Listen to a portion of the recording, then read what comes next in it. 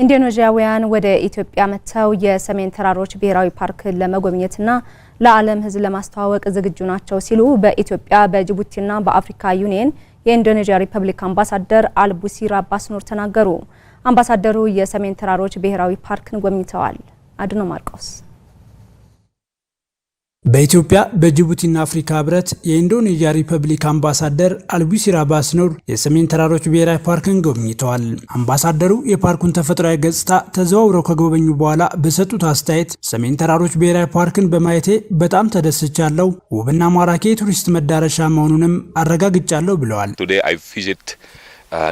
ዛሬ ይህን በኢትዮጵያ የሚገኘውን የሰሜን ተራሮች ብሔራዊ ፓርክ በመጎብኘቴ በጣም ተደስቻለሁ። በውስጡ እጅግ ምቅ የቱሪስት መስህብ ሀብቶች አለው። በ4 ዓመት በኢትዮጵያ አዲስ አበባ ቆይታዬ በኋላ ለመጀመሪያ ጊዜ ይህን አስደሳች ቦታ መጎብኘት በመቻሌ እጅግ ተደስቻለሁ።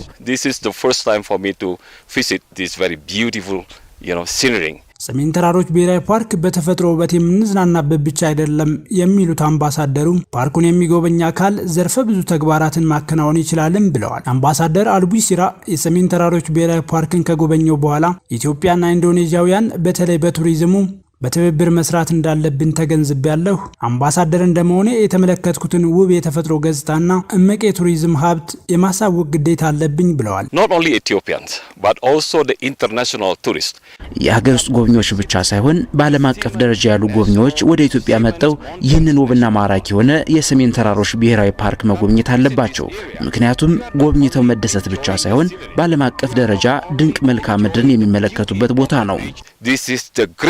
And the best place in the world. ኢንዶኔዥያውያን ወደ ኢትዮጵያ መጥተው የሰሜን ተራሮች ብሔራዊ ፓርክን ለመጎብኘትና ለዓለም ሕዝቦች ለማስተዋወቅ ዝግጁ ናቸው ብለዋል። በኤምባሲው የኢትዮጵያና ኢንዶኔዥያ የኢኮኖሚክ ትብብር አመቻች በመሆን እየሰሩ የሚገኙት ዶክተር ግርማ መለሰ ጉብኝቱ አምባሳደሩ ፓርኩን እንዲያውቁትና ሁለቱ ሀገራት በዘርፉ በትብብር እንዲሰሩ ለማድረግ ያለመ መሆኑን ገልጸዋል። ኢንዶኔዥያውያን ጨምሮ መላው ዓለም አስደናቂውን የሰሜን ተራሮች ብሔራዊ ፓርክን እንዲጎበኙ በኢትዮጵያ በጅቡቲና በአፍሪካ ህብረት የኢንዶኔዥያ ሪፐብሊክ አምባሳደር አልቡሲር አባስ ኑር መልእክት አስተላልፈዋል።